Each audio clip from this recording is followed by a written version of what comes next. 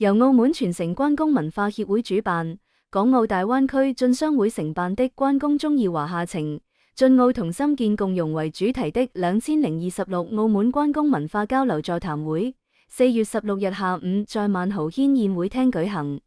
澳門傳承關公文化協會創會會長陸惠德表示，協會成立10年，始終以關公忠義仁勇精神為核心，搭建進澳雙向交流平台，在文化傳承、經貿互通及青年互動領域取得紮實成果。會長張朝傑匯報10年發展指，協會成功舉辦關公祭祀大典、文化論壇、非遺展演及青年研學等數百場活動，並將運承關公聖像迎請至澳門關帝廟，推動文化紮根。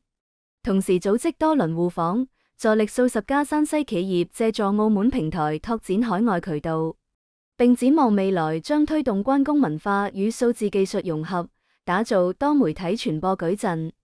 張春林高度肯定協會10年耕耘，強調山西作為關公文化發源地，與澳門文化同根，